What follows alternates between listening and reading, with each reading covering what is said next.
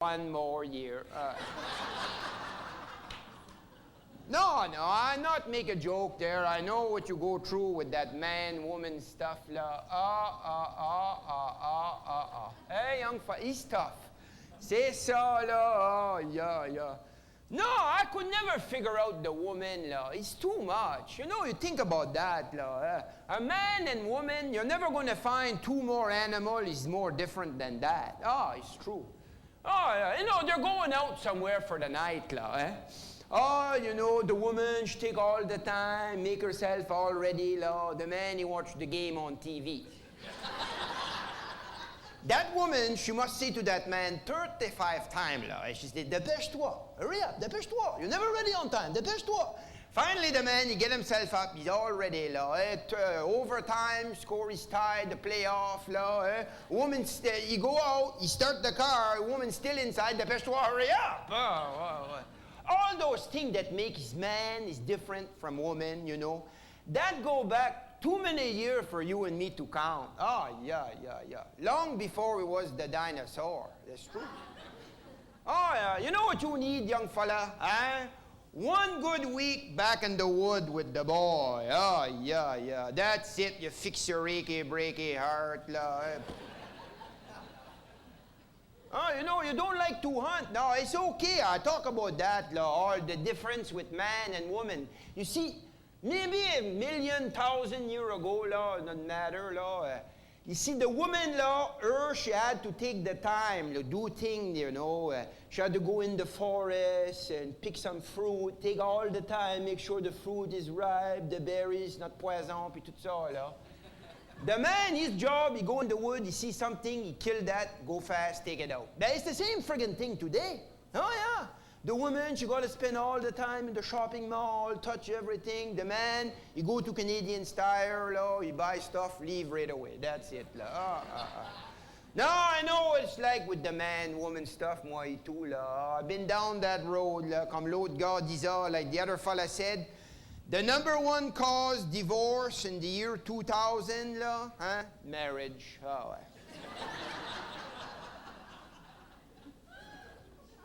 No, I could never figure out the woman as long as I live, young fella. No, you know, it's just not the same with the fella like you and me there, jazzy, take a drink, take a break, pass time, But no, it's with the woman, it's just, I can't explain that, you know. If they're going out somewhere for the night, okay. You know, it's a big problem all the time. So finally, the man, he say, I'm going out with the boy. The woman, she say, now don't go out. The man, he say, okay, I not go out. What do you want me to do instead? I don't know. Why don't you fix the toilet? He said, what's wrong with the toilet? You never told me nothing about no toilet. Yes, I did. I told you about that this morning.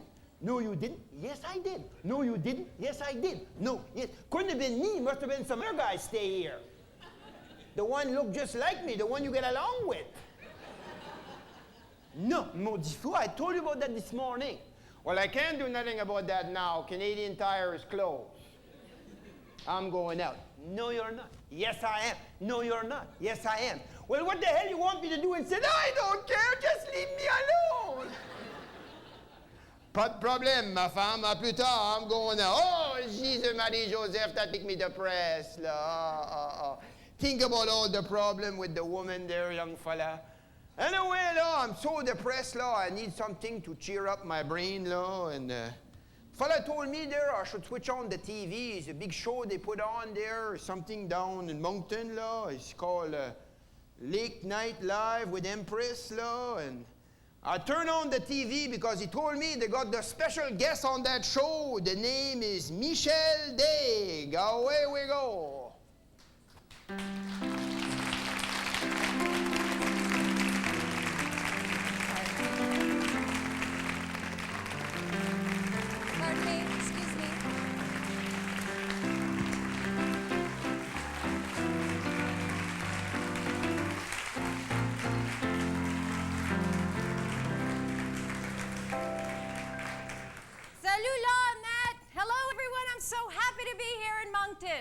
When I was in Moncton just this past January, I caught the Moncton bug doing the Millennium Review. a Y2K clothes delight. I love Moncton. I'm a Fredericton girl, but don't hold that against me. But you, sir, you can hold anything you wish against me. Now, Moncton's beautiful, but I love our picture province. I've had the opportunity since Wednesday to travel all over New Brunswick, our picture province. I've been since Wednesday from Fredericton to St. John, back to Fredericton, to Moncton, to St. George, to Sussex, back to Moncton. Tomorrow I go to St. John, then to Fredericton and Cambridge Narrows. And how are your shock absorbers? Well, I'll tell you, Michael, So my shock absorbers aren't great, but also I had to get a new alternator, which really sucked, and I left my gas cap in Westfield. And since this is a girls' night out, I thought I would just add that age-old adage about mechanics and gynecologists. I don't think I know that one. Oh, you don't? Okay. So a woman going to a male gynecologist would be like going to a mechanic who's never driven a car. Yeah, that's true, eh? So, do you know, Michael, women are beautiful, aren't we? We're beautiful, yes. Yes, you are. Woo! You're all beautiful. You go, girl. I'm curious, Michael, just tell us what your ideal woman is. Well, if you eliminate porn stars, I guess it would be Cindy Crawford. Yeah. I thought you'd say me, you know, compliments will get you everywhere, of course. Oh, sorry. My ideal man would be intelligent, caring, creative, artistic, and above all, really love cats. Yeah, but I have a huge problem. You would. Yeah, because all of those men are gay. Yeah. I thought Michael and I would play a little game, just for fun. And what I thought we'd do is I want to pretend that we're lovers, okay? Partners or boyfriend and girlfriend, whatever you wish. But I want you to be me. And I'm going to give you a list of statements that I would say to you in our love relationship. I need more hair for this. And but what I'm going to do is I'm going to give you the true meaning of what I really meant to say to you. All right? I'm not upset. My real answer, my real statement would be, of course I'm upset, you moron. You have to learn to communicate. Yeah. What I really meant to say was just agree with me. What makes you think something's wrong? What I really meant to say was, I want to kill you. Now I need you to help me out here. I need you to all snap. You ready? Let's all snap. My analyst told me I was right out of my head the way he described it. He said I'd be better dead than alive. I didn't listen to his jive. I knew all along that he was all wrong, and I knew that he thought I was crazy, but I'm not. Oh no, my analyst told me that I was right out of my head. He said I need treatment, but I'm not that easily led. He said I was the type that was most inclined when out of his sight to be out of my mind, and he thought I was nuts. No more ifs or ands or buts. You see, they say as a child I appeared a little bit wild with all my crazy ideas, but I knew what was happening. I knew I was a genius. What's so strange when you know that you're a wizard at 3? I knew that this was meant to be. You see, I heard little children were supposed to sleep tight. That's why I got into the vodka one night. My parents got frantic, didn't know what to do. But I saw some crazy scenes before I came to now. Do you think I was crazy? I may have been only 3, but I was swinging. They all laughed at angry young men. They all laughed at Edison and also at Einstein. So why should I be sorry if they just couldn't understand the idiomatic logic that went on in my head? I had a brain, it was insane. Oh, they used to laugh at me when I refused to ride on those double-decker buses, all because there was no driver on the top. My analyst told me I was right out of my head. I said, doctor, I think that it's you instead, because I have got a thing that's unique and new. To prove it, I'll have the last laugh on you, because instead of one head, you see, I got 2. And you know 2 heads are better than 1. Woo!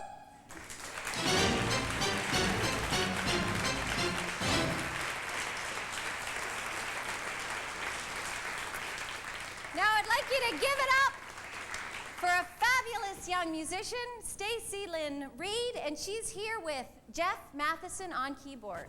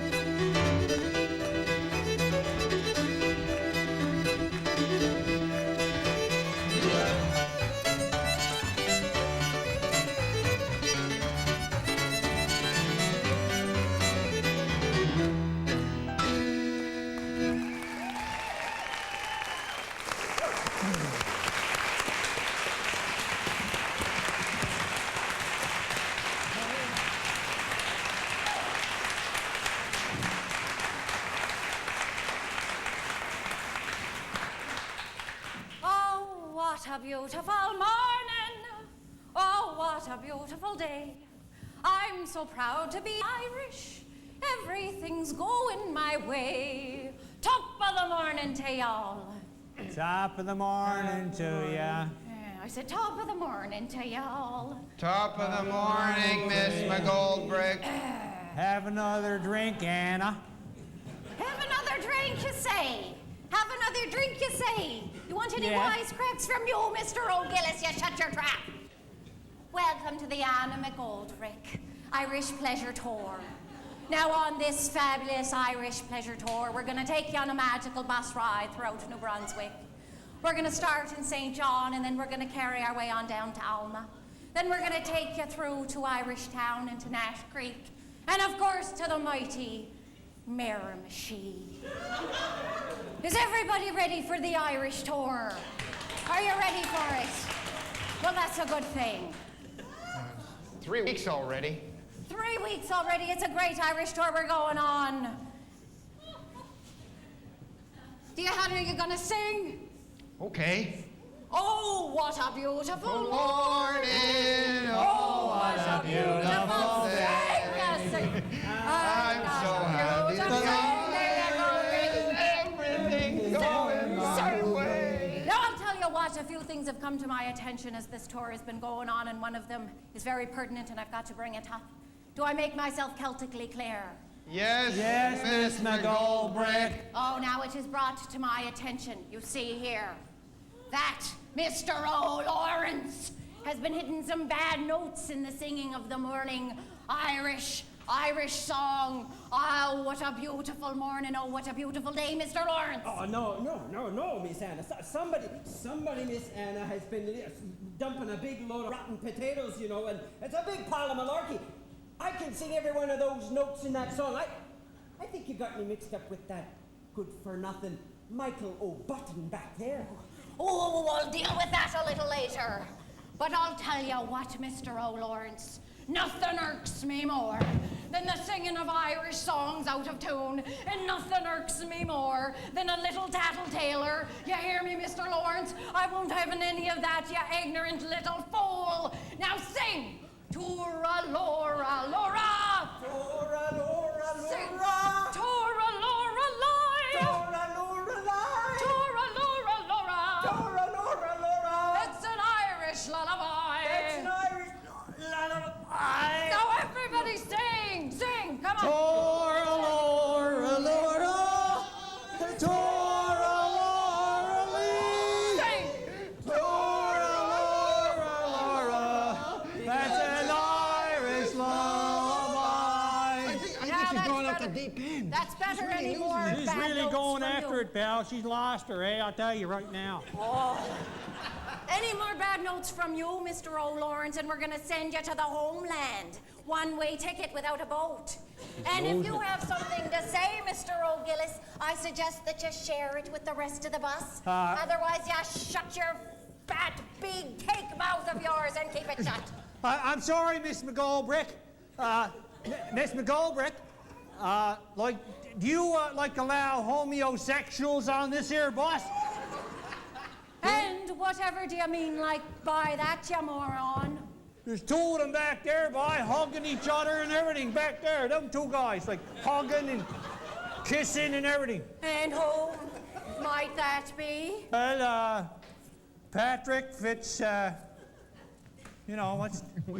Yeah, what's... Fitzpatrick! No, it isn't. It's... Michael Fitzpatrick! No, Patrick Fitzmichael, yeah! That's them.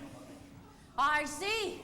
We got another snitch on our bus. No, three of us. Another No! tattletailer. No. Oh, I won't be having any of that. No! Any of those tattletailer. I'm sorry, Miss McGoldrick. Ah!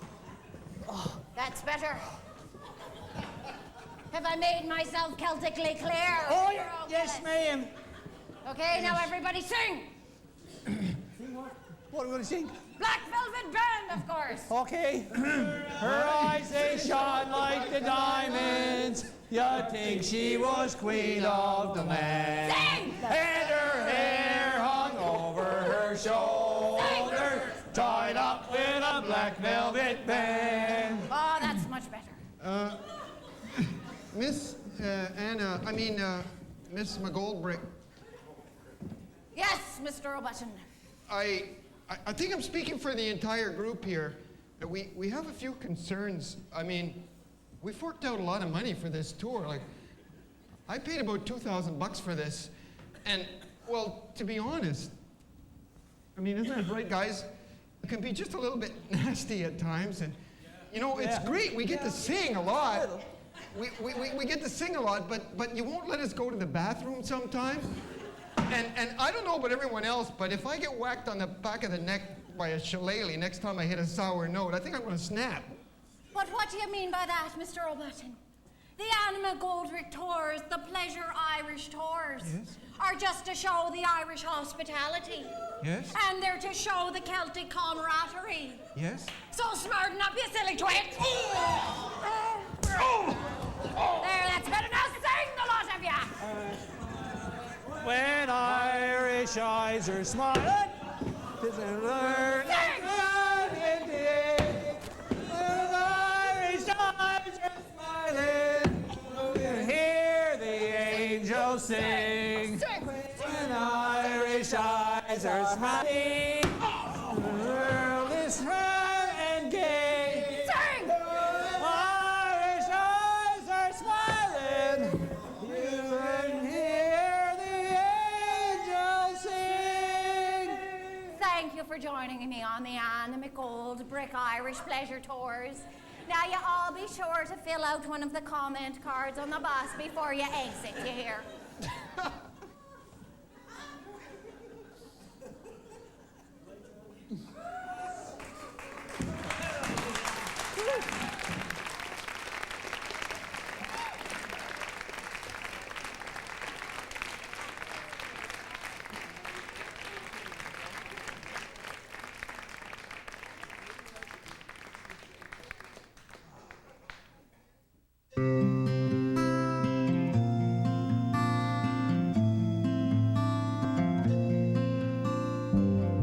There are no unimportant words.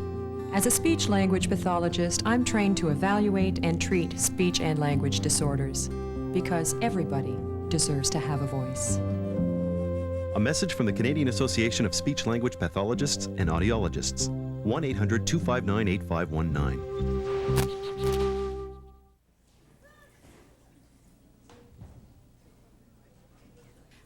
Now I'd like to introduce you to Eric Jingles. He's a Moncton resident. He spent 9 years in Japan, and from his experiences in Japan came a book, Living North of Luck, and Eric is going to give us an excerpt from his book. So if you can give it up for Eric.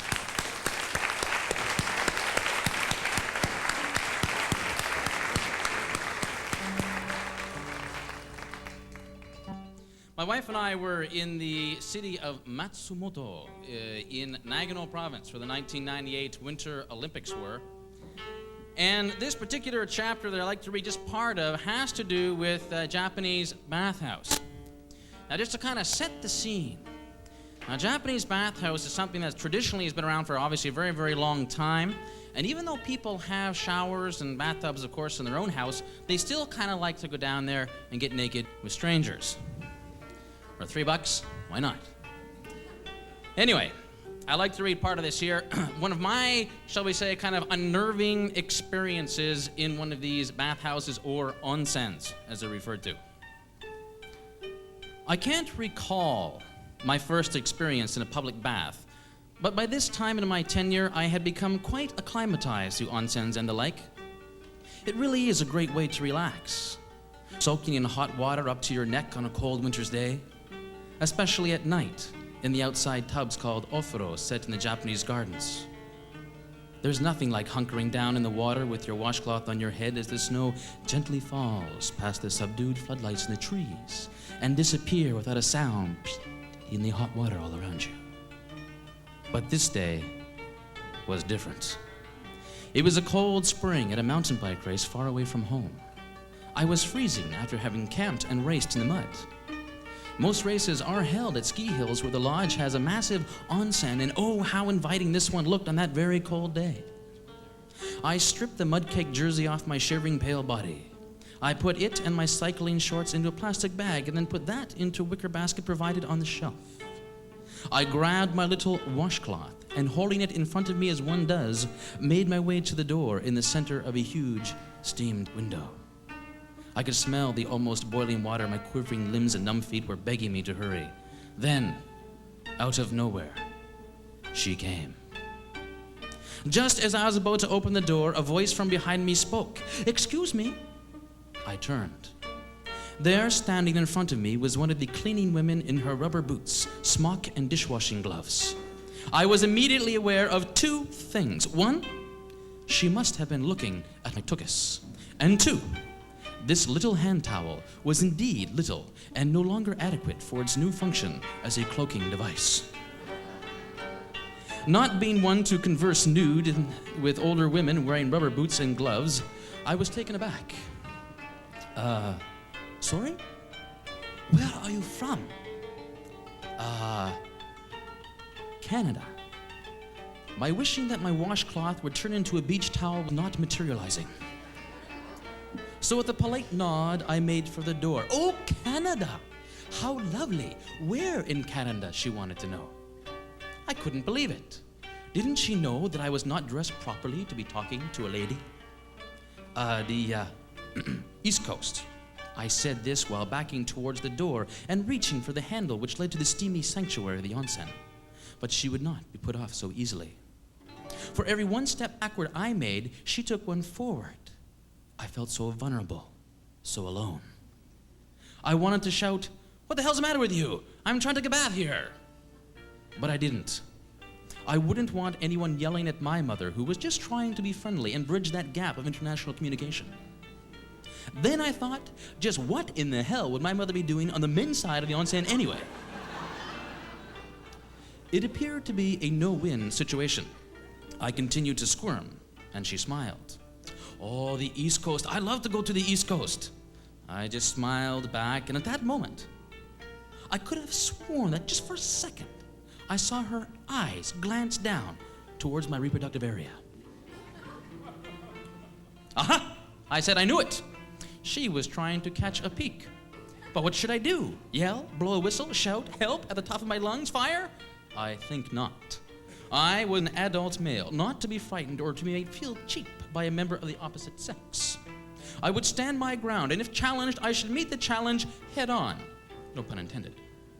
Perhaps I should just drop the towel and let her have a look if that's what she really wanted. It's probably just the game she likes, and if I was to make a move to drop the cloth, she would probably just shriek and run away. So why couldn't I do it? Perhaps it was a repeat of a problem I had in university. Now, this is not to say that I was being harassed by older rubber-booted women with washing gloves in school, but rather by a big lummox of a friend. You see, I have this friend, Chris. He's about 230 pounds, and when he got drunk, he'd like to try to kiss me full on the lips. Now, I can't flatter myself to say that I'm the only guy he tried to kiss. It was his kick to say in a weak German accent, "I want to kiss you full on the lips and then try." This continued for more than a year at inopportune times, and finally his roommate, who was subjected to the same harassment, had had enough. One night at a crowded rough-and-tumble kind of pub, he made his move. When the inevitable shenanigans started up, the roommate, Lyndon, grabbed Chris on either side of his head and gave him a big kiss, full on the lips, for real. And that, my friends, was that. Chris was frozen in terror as all those nearby looked on with raised eyebrows. When he finally did move, he picked up his coat and without another word, made for the door. Subsequently, he never publicly bothered his roommate, or myself for that matter, again. A brave and calculated move on Lyndon's part, but not without its share of risks. In the back of my mind, I thought, what if Chris really does want to kiss me? Then where would I be? With this doubt in mind, I was unable to take the risk and drop the washcloth in hopes of frightening her away. She continued to play the game, but was a little more devious. Eyes poised and ready to peek, she played her trump card. "So, where did you camp?" "Over there." I instantly realized my towel-holding arm instinctively went up to point that this was the exact reaction that she was waiting for. The cunning. But I was better. In one fluid movement, I deftly switched towel hands without exposing a thing and pointed to the far parking lot with my unoccupied hand. Just as quick as her eyes glistened in the moments before victory, so too did they dull in the instant of defeat. She was good, but not good enough. With that, I wished her a good day and quickly backed into the onsen and was enveloped by the steam. She did not follow. The day was mine. Well, thank you so much.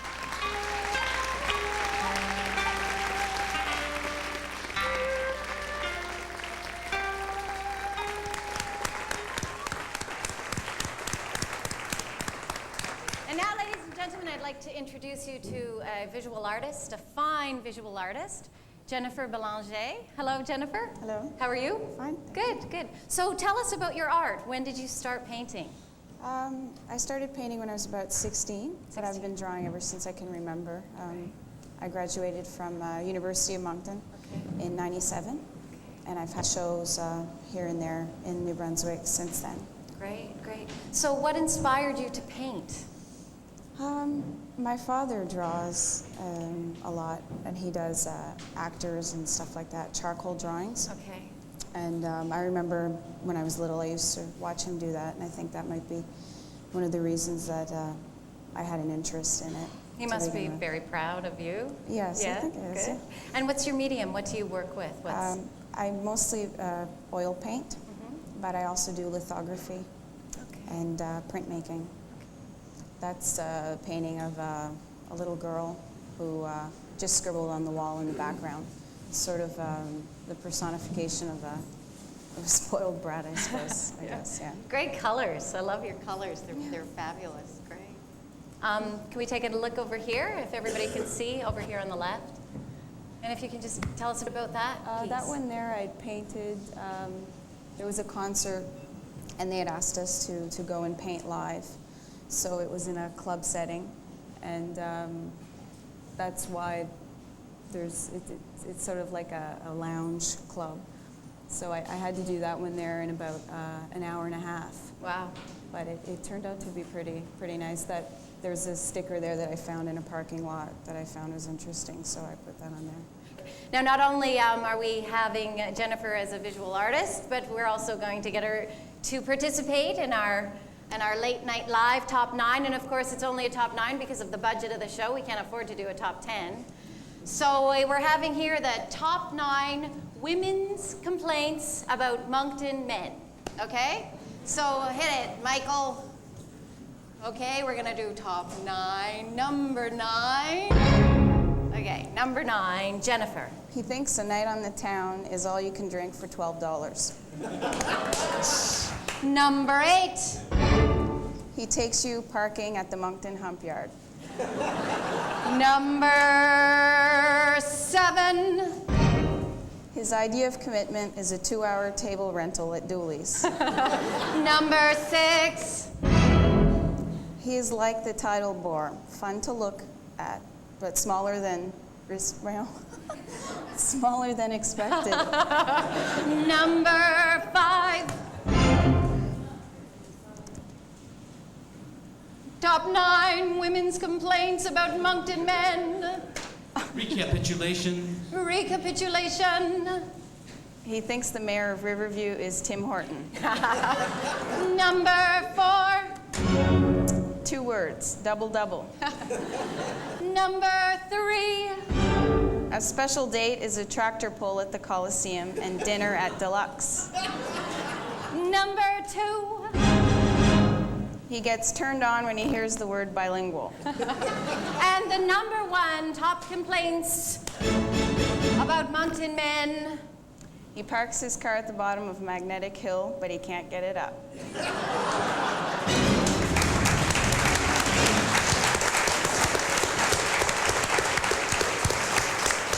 Fabulous work. Now I'd like you to give it up to a brand new trio in Moncton here, Mellentina. Melanie, Len, and Tina. So let's give it up for Mellentina.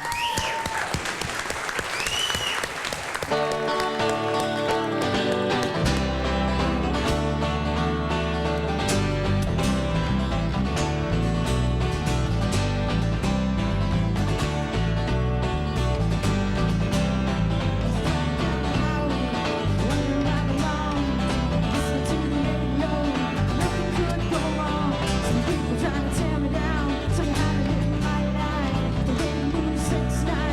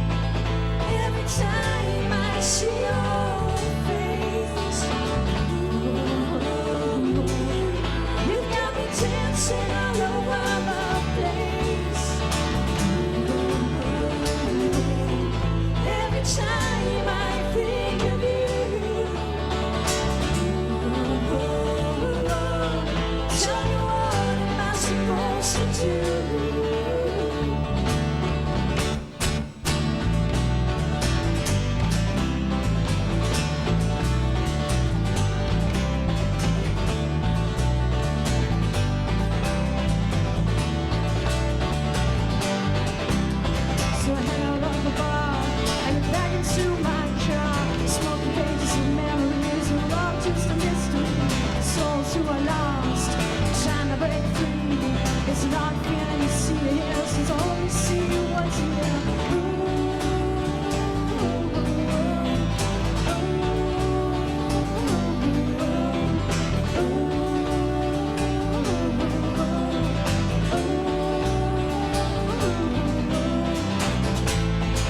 Every time I see your face, you've got me dancing all over the place. Every time I think of you, tell me what am I supposed to do?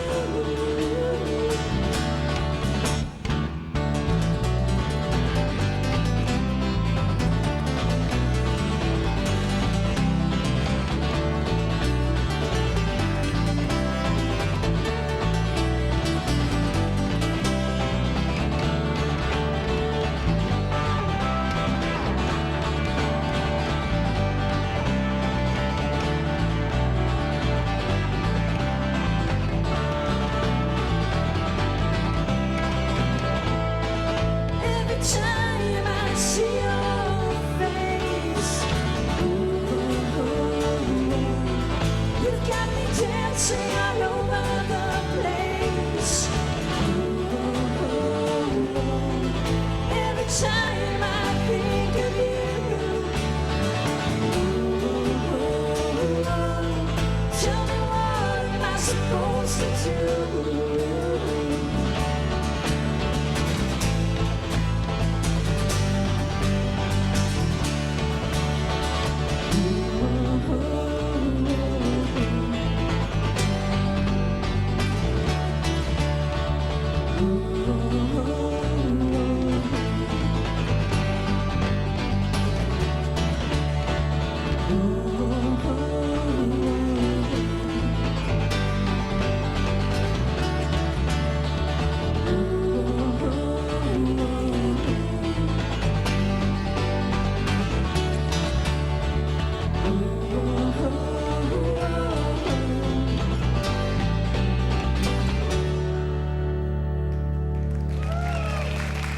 Thank you. Thanks very much. My microphone was getting away on me. Thanks very much. It's great to be here tonight. We've had a blast all day with everybody here. And as Michelle said, I'm Mel, Len, and Tina, and that's how we got this great name. Actually, it was our manager's fault, Mr. Rob Harrell, but you know, we won't blame him really. Anyways, it's great to be here, and we're gonna do another song, and it's called Like a Dream.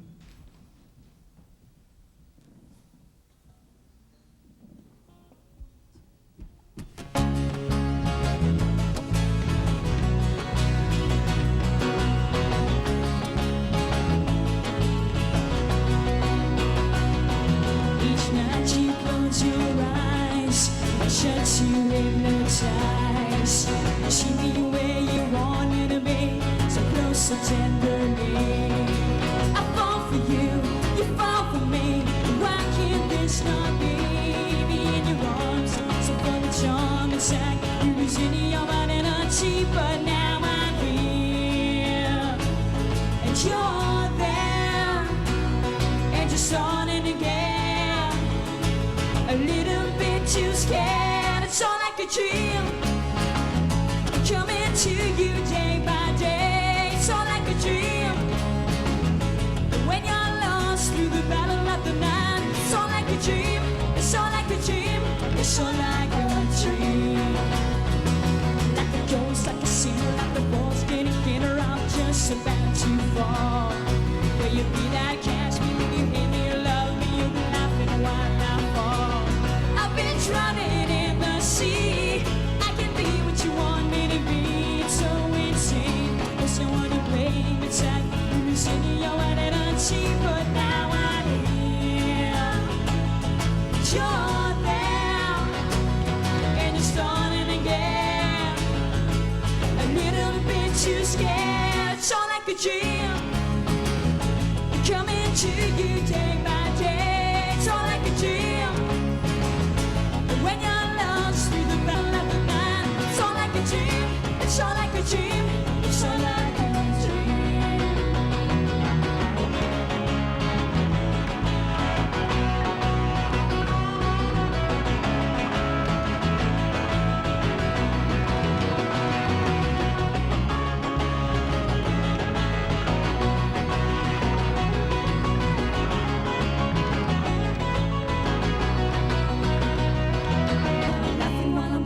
honest me if I'm missing, cause you're not making any sense. I can't deny all my feelings, this is only the beginning. I just want us to be friends. It's all I could dream, coming to you day by day. It's all I could dream, when you're lost through the battle of the night. It's all I could dream, it's all I could dream, it's all I could dream, it's all I could dream.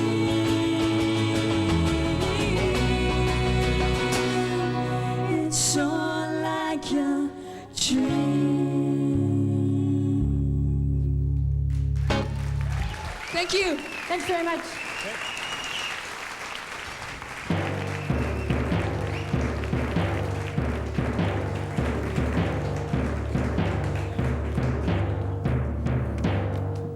Good evening.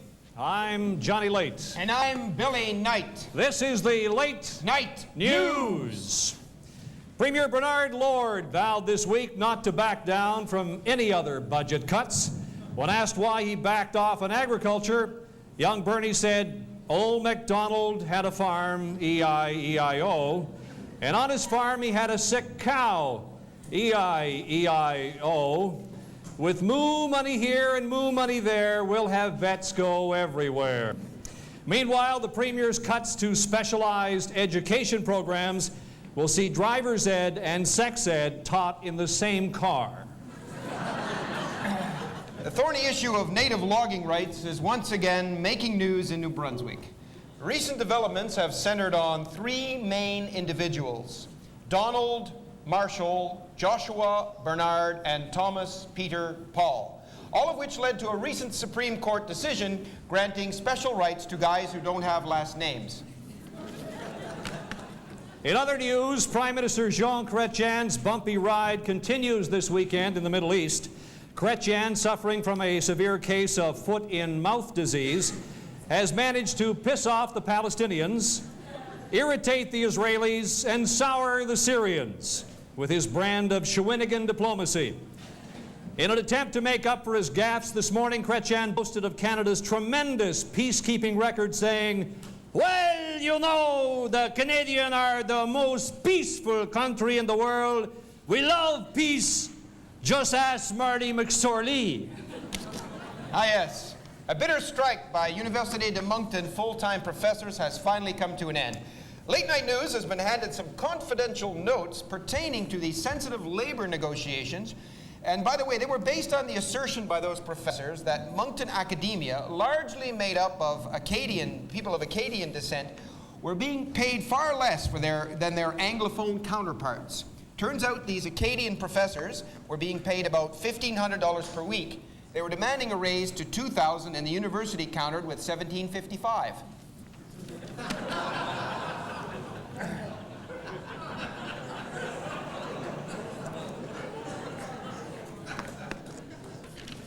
In other news, with less money for health care these days, officials at the Moncton Hospital announced a unique plan to generate extra cash. The facility will be used as a setting for a new hospital drama similar to ER. This Canadian version of the hit TV series will be called ER, eh? And finally this evening, a controversy erupted this week when a Moncton minor hockey coach intentionally lost a game at a midget tournament in Newfoundland. The Moncton coach pulled his goaltender in the second period, allowing the opposing team to score 14 goals and eventually losing by the score of 22-1. Coach said he had no idea why the fans were booing him so much, as he said, "I thought Newfoundlanders had grown accustomed to seeing empty nets."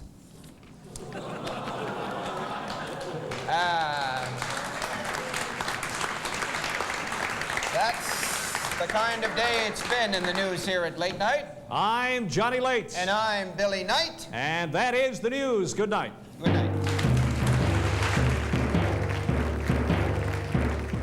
Whenever the need is there, so are we.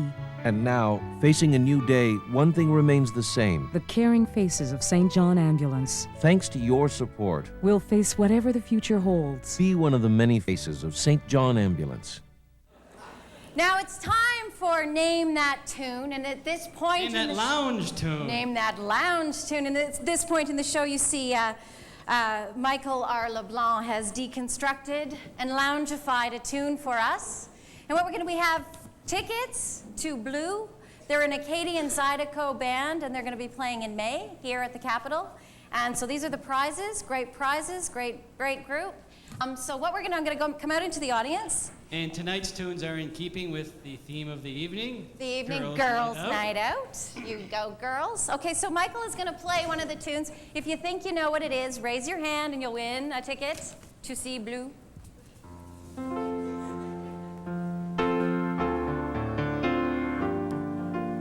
Oh, come on. Somebody know it? It's beautiful, Michael.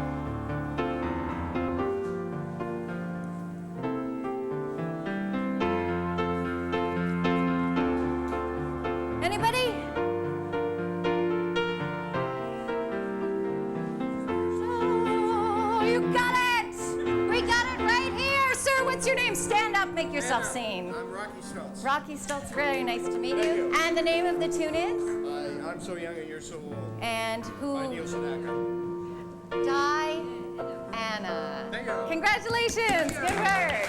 That's beautiful, Michael. Beautiful. Beautiful. Okay, what are you Neil Sedaka. It was Paul Anka. Paul Anka? Oh. Well, he got the right, too. Okay. Okay. At least he's kind of like on the board here. Okay. Are we ready gotta give it to him. Are we ready for the second one? Yeah. Okay, here we go.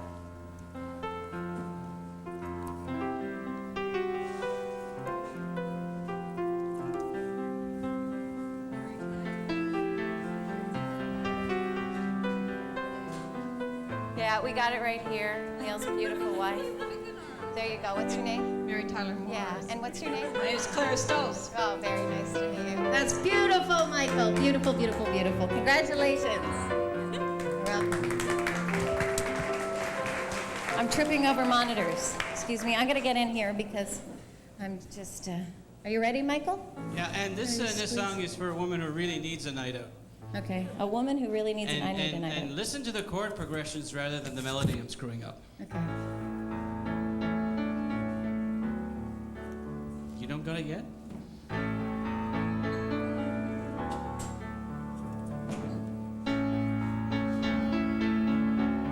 It's beautiful, Michael. Oh, come on, you can get it? Okay, no, there's a good giveaway.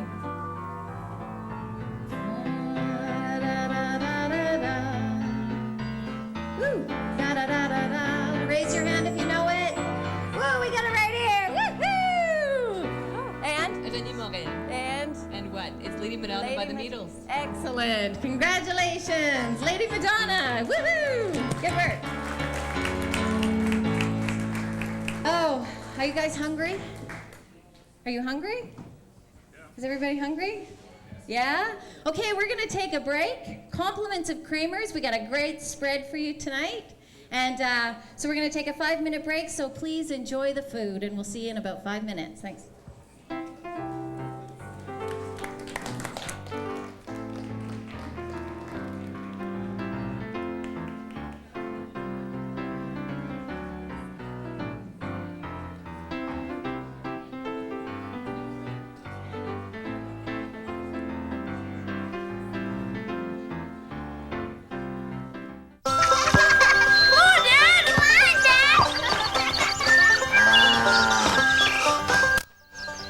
Family. Isn't it about time?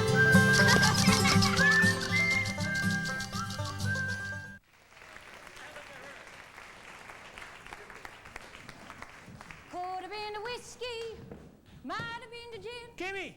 Oh. Hey, How's go there. she going, Jimmy? Good, dear. How's it going? Oh, she's going good, Jimmy. Good, good. Oh, break time, boy.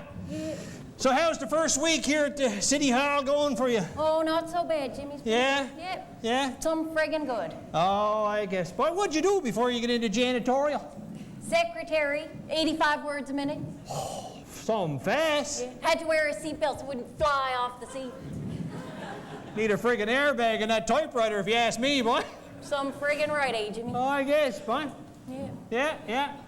I done a few other things myself in my day, you know. What's that? Drove a taxi. Oh, yeah.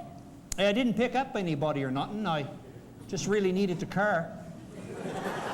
Good idea, Jimmy. Yeah, Good idea. yeah. So, like, where are you from there, Jimmy? Cape Breton, Jimmy. What? Oh, yeah. Go on. Go on. Some friggin' right, Jimmy. That's right. Cape Breton. Well, listen, say house. House. Pretty good. Yeah? How about out? Out. Here's the clincher. Pogey. Pogey. Oh, you're a Cape Bretoner there. There you go, Jimmy. Jeez, boss. So listen, what are you doing up here at the mountain? Why'd you come here? Oh, no work in Cape Breton, Jimmy. Well, that's true, but you know why there's no work in Cape Breton? Why is that, Jimmy? We got her all friggin' done. Oh, yeah, that's right. Yeah.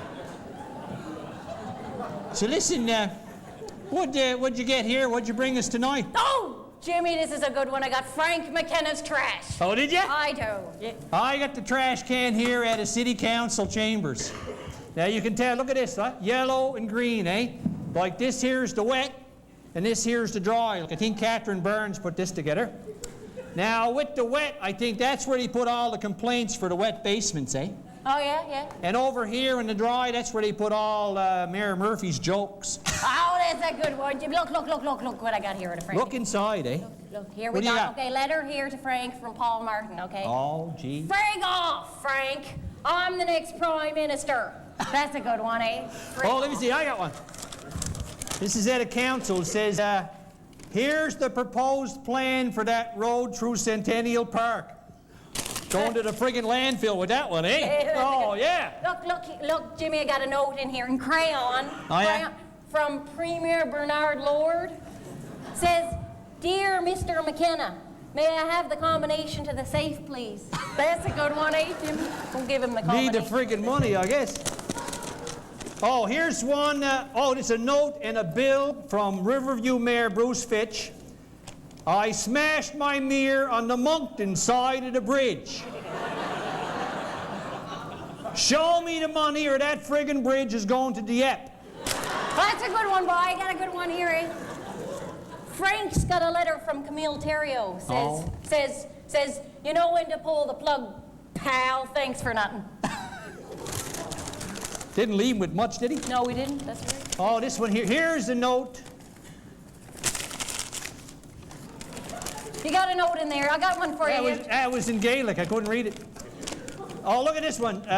John Elaine's, that's John Floodplain Elaine. Here.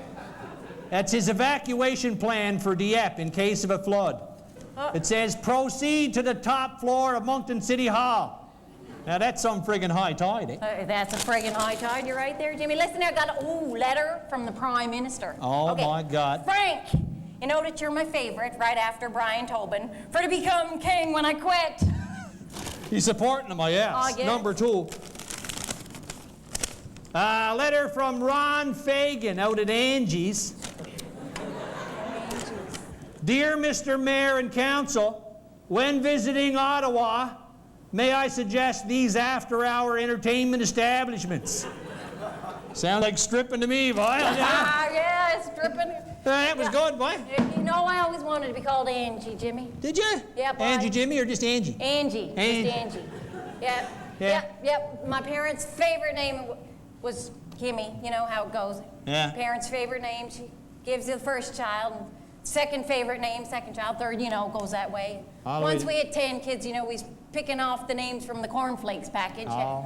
Yeah, my little brother, Kellogg, was not impressed. No. I tell you, we had 10 kids in our family too, boy, I tell you. And when the 10th kid was born, doctor said, Mrs. McDonald, if you have another friggin' kid, you're going to die, boy. Now, what you got to do is you got to get the old fella, Mr. Reproduction. Right. Get him to sleep downstairs on the couch, and you sleep up in the bedroom, eh? So that's what they done, eh? Worked real good for the first month. Then Dad had a couple of extra beer down the Legion and got a little lonely. Comes home and says, listen, to hell with that now. I don't care about the wife. I got to see her. I'm going upstairs. Take me chances. So he's heading up the stairs. Doesn't he meet Ma coming down the stairs in one of them negligees from Omar the tent maker? He says, where the heck are you going? She says, I'm coming downstairs to die. He said, darn good thing I was on my way up to kill you, dear. That's a good one, Jimmy. That's a good one, bye. Listen, dear, We gotta get back to work. See you, Jimmy. See you, Kimmy.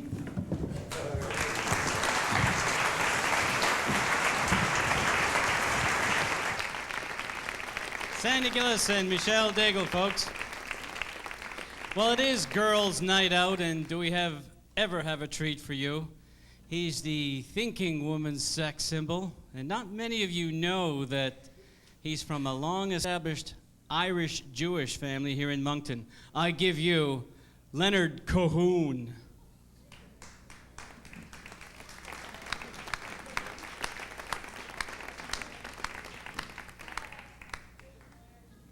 It is a poetic treat to be with you here this evening on Ladies' Night in the spirit of harmony and inner peace.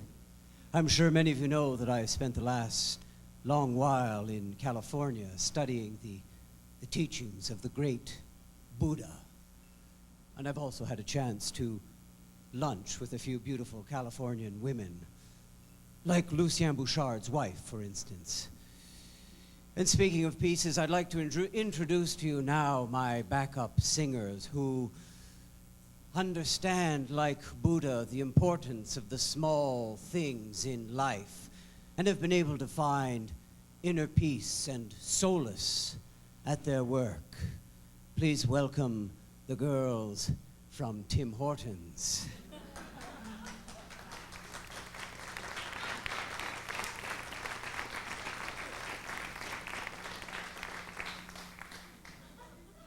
So, ladies and gentlemen, let me begin, if I may, with a variation of a song that I wrote many years ago, and you might remember it was written at a time when my voice was much less contrived and very much less sexy. Hit it, girls.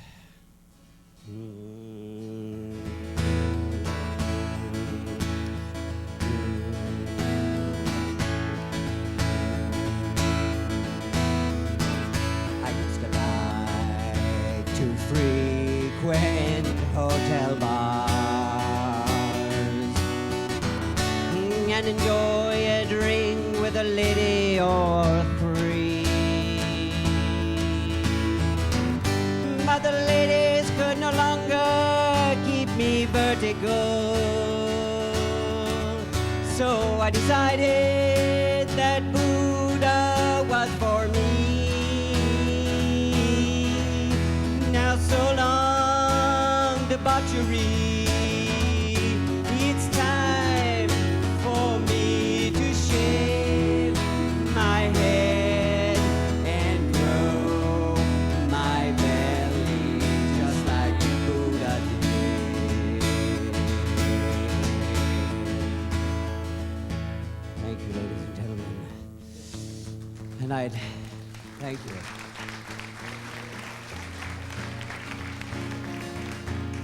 I'd like to dedicate this next song, if I may, to the future harmony of Greater Moncton and how Buddha and I see it transpiring. And if you'll allow me, I'd like to sing with my newer and more mature and libidinous voice. Hit it, girls.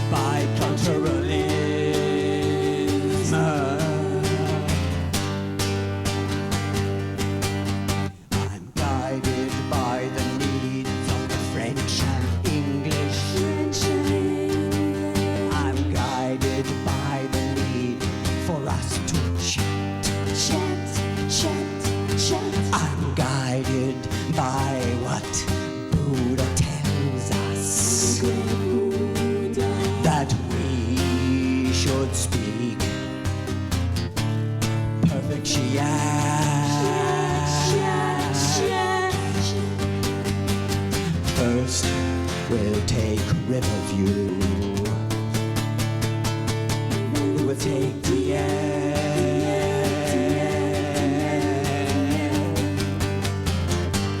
Thank you very much.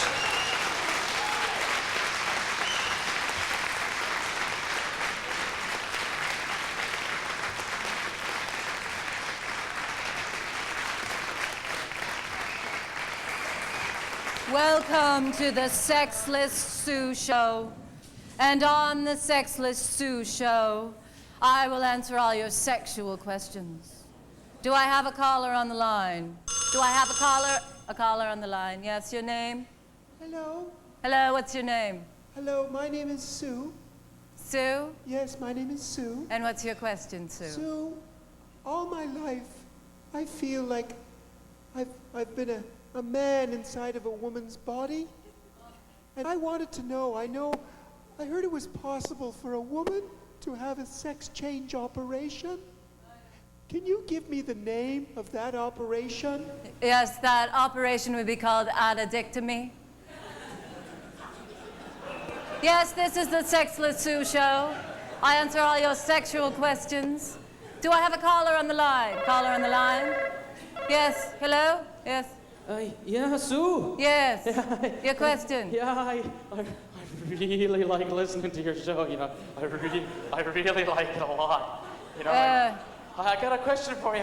What is it? What's your name, Yeah, caller? well, I really don't want to say my name right now. Say your name, caller. Say your name. Okay, well, my name's Blair, and I want to say that I'm in a phone booth right now. Yeah. And some people are watching me, and well, in my hand I got something that's really round, and it's hard, and it's got a head on it, you know. And I just don't know what to do with it, really. I'll tell you what. You take the quarter, hang up the phone, put it in the phone booth, in the slot, and call someone who gives a shit. This is the Sexless Sue Show. I answer all your sexual questions. I have a caller. Caller?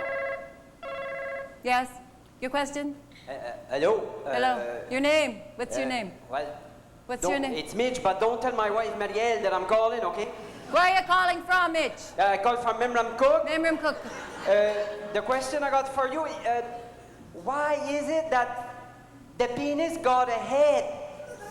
Oh, some say that it's for the pleasure of the women. Some say that it's for the pleasure of the men. But if you're from Memram Cook, it's to stop your hand from slipping off and banging you in the forehead.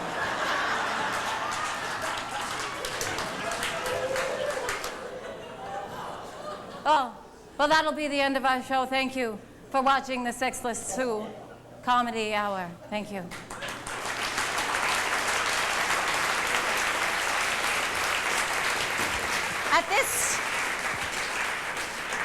At this juncture in the narrative, I have a very special treat for the ladies in the audience, seeing this is Girls' Night Out.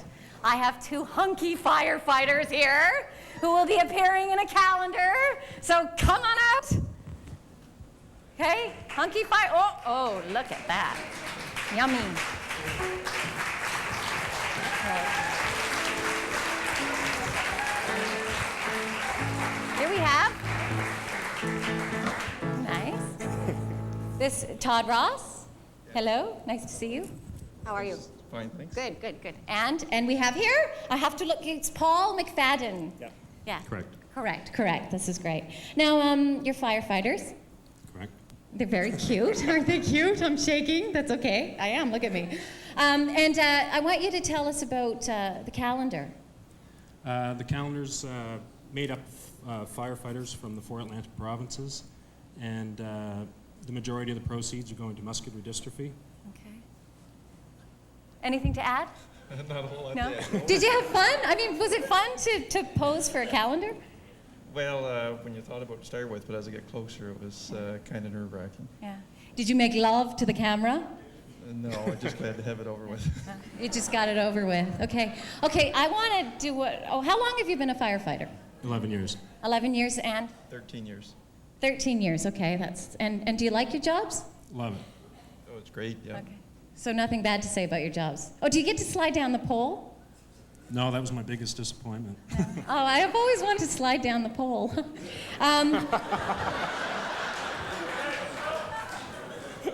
Okay, what I want to do is I want you to take a scene from one of your pages of the calendar, okay, and I want you to recreate it for us. So we're going to start with you, Todd. Okay. Yeah, just sort of a pose, one of the poses that you did, okay? Strike a pose. Strike a pose, strike a pose. Okay. Oh, yeah. And how about a little wink there to the audience? Ladies, applause for this pose. Okay, great. Now, Paul, I'd like you to strike your pose. Objectify me. A round of applause, please, for the pose. Okay, but this isn't good enough. Take off your shirts and do it again. Okay, no, really, I'm serious. I'm serious. No, I'm serious. This is good. You're really getting off on this. Okay, take off your... Yeah. Sorry, you can say that in the microphone. You said I'm really getting off on this, aren't I? Okay. Woo! Okay, let's see those poses again. Okay, one more time. The same one? The same one. Okay, one at a time. And a round of applause.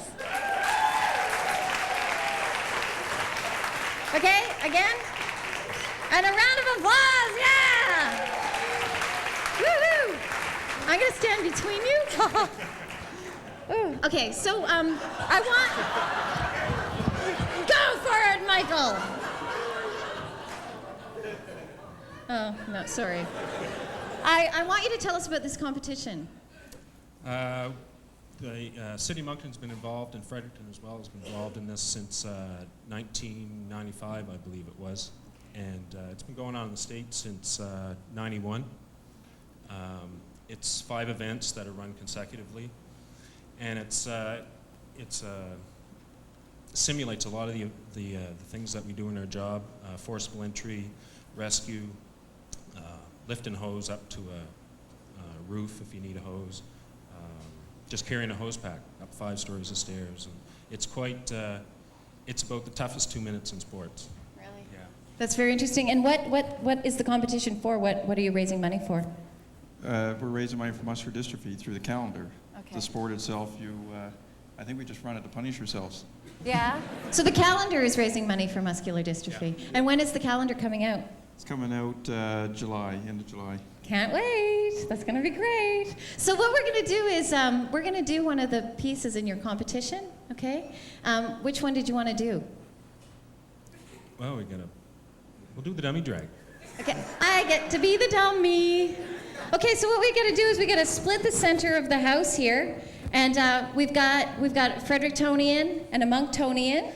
Okay, and we're going to have a competition to see how fast they can drag me up the room and back. Okay, now you guys are going to have to count. So go 1 grasshopper, 2 grasshopper, 3 grasshopper, 4 grasshopper. Okay, so when we're ready to go, we'll go. So they're going to tie me up. Okay, so we're going to start with you, Paul, and if you'd like to hold the mic and talk while you're pulling me, that would be great. I think I'll need both hands. I'll need both hands. You'll need both hands. Okay. Okay, well, we'll just do it. So I need to get a split up the middle here, please. You're gonna get it on the floor. I know, I'm gonna get really dirty, but that's okay. Don't you have a rope? No. You don't have a rope? Drag it from me. Okay. Well, I don't know what to do. I'm just laying here in the middle of the floor. I'm gonna turn around. Okay. What do you mean? This way. That's Okay. yeah. So you're gonna grab my hands? Oh my God. Ah! Oh, this is an interesting position. When we get to this portion of the event, it's a 6 foot dummy. He weighs 175 pounds. And we have to drag him 100 feet to the finish line. And by the time we get to him, our legs are just about had it. You're just praying to God you're going to make it to the other end. Okay, So I'm ready. I'll show you how it's done here. Okay. What are you gonna do? Grab my hands? No. This? Oh, they. Okay. Put your arms down. Okay. Flip, yeah. Okay. Oh, okay. Count. 1 grasshopper. 2 grasshoppers. Count. 4 grasshoppers. 5 grasshoppers. 6 grasshoppers. Woo! Let's hear it for Paul. It's 6 grasshoppers. You have to lay down. Oh my God. Oh my God. 1 grasshopper. 2 grasshoppers. 3 grasshoppers. 4 grasshoppers. Oh, I think you cheated, but I think we have a winner. Todd. Woohoo!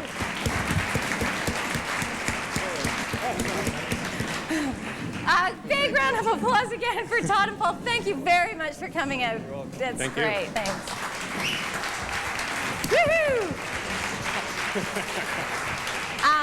Woohoo! Thanks, you guys. That was fun. Now, Robin Ann Ettles, fabulous musician, is here for us to play a solo piece. It's an arrangement from a Gordon Lightfoot tune called Linda.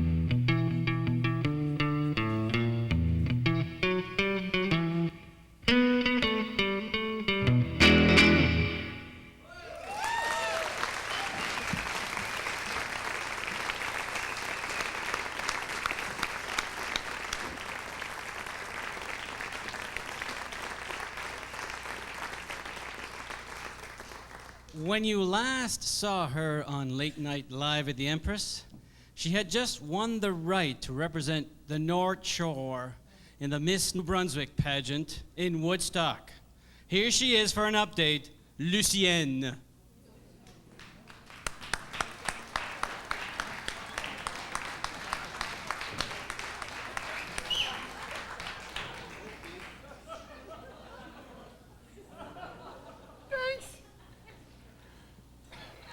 I just want to tell you people out there that ever since the last time I was on this show, my life has changed a lot. Like I told you before, before I got involved with the pageant business, I was so shy. You remember that time I couldn't look my own mother in the face? But after I went down to Woodstock, it gave me confidence. I know there was 26 running in the pageant and I come 26, but they gave me a prize for the girl with the most emotion. So I was pretty good proud of that. Anyway, one thing happened to me down there in Woodstock. I was looking out in the crowd like I'm looking out now, and there was a man sitting there and he was staring at me. And I never had no fella stare at me like that before. So after that pageant, we started dating and stuff like that. And he asked me out. And I've come to find out he was a truck driver from Woodstock. And he was pretty good to me. No one was good to me like that before. So anyway, we started going out. And then he proposed, and then we got married. The only problem was he wasn't around too much because he said he always liked to haul potatoes and they go rotten, so we had to take off all the time. So at the beginning, you know, we had our ups and downs and ins and outs and ins and outs and ins and outs.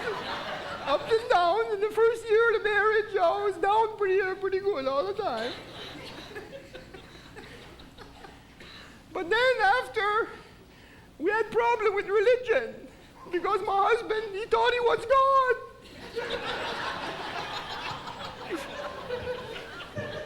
And I couldn't take it no more. So the thing happened with our marriage, I gotta tell you people about that, was a couple months back there, they had the big thing in the Empress with the protest, with the truck blocking the road. So he was over there with that protest. And he didn't know me, I had the scanner on the CB there. And I could hear him talking to all the women truck driver all down the road. So when he came back, now we had the big fight. And he wasn't going too good, the sex life and like that. So I got on the phone and I called up that woman, you know, the sexless Sula. And she told me, she said, Lucien, she told me, she said, you gotta write down all the problem, get your husband to write the problem on the paper, and that work out the problem. So anyway, I got my husband, he write the letter and I write back. Okay, dear wife, Lucienne, last 2 months, you say I tried to make love to you 61 times. I was successful only 5 times. And he gave me the list. He said why he didn't succeed too much with make love. He said 7 times, the sheet was too clean. 4 times, it was too late. And it was too early 9 times. 3 times, he said it was too hot. You pretended to be asleep 3 times. You had a headache 10 times. 7 times, you say you weren't in the mood. 4 times, you were watching the Late Show. 1 time, you were too sore. And 8 times, it was the wrong time of the month.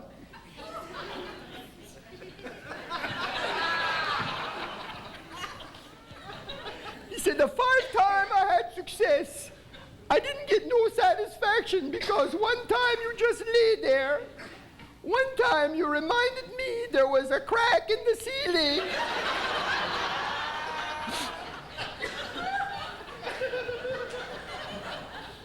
Another time you told me to hurry up and get it over with.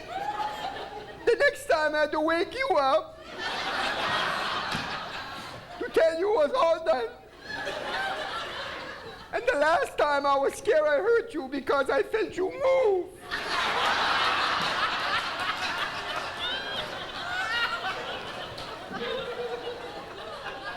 And then he said, love Charlie, your husband. So I write down my own letter for the sexless Sue. Dear husband, Charlie, I think you got everything mixed up there, eh? Here are the real reason that you didn't get your skin more often than you did. 8 times you come home drunk and try to screw the dog.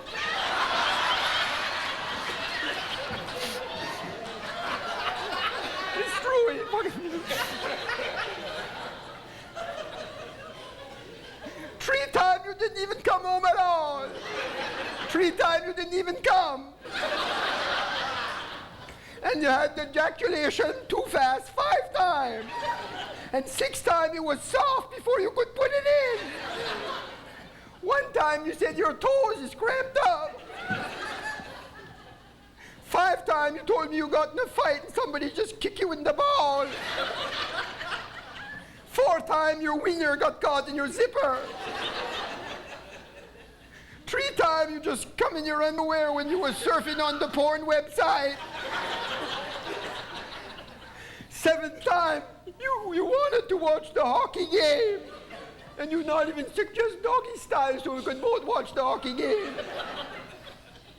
5 times your hemorrhoid flare up and you were worried about your prostate gland. So, the time that we did get together, Charlie, I just lay there because you were screwing the sheets. And I didn't say there was a crack in the ceiling. I said, do you want me on my back or kneeling?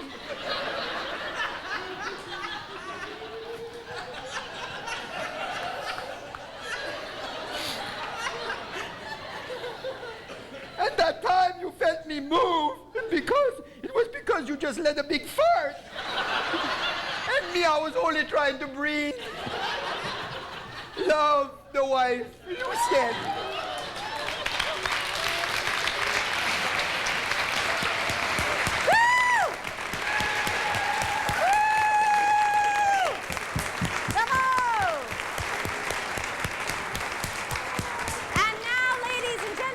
Another warm round of applause for Miss Stacey Reid and Paul Matheson.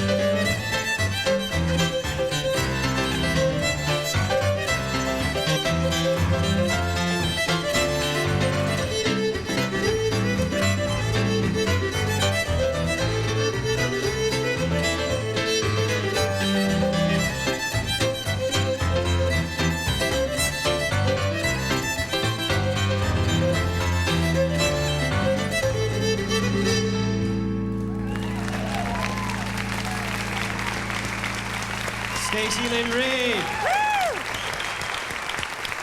Trying to keep a straight face after those dirty jokes. Well, Michelle, I just want to thank you for taking us out on this girls' night out, and you've been an excellent host. Thank you, Michael. I had a friggin' good time. Hey, what?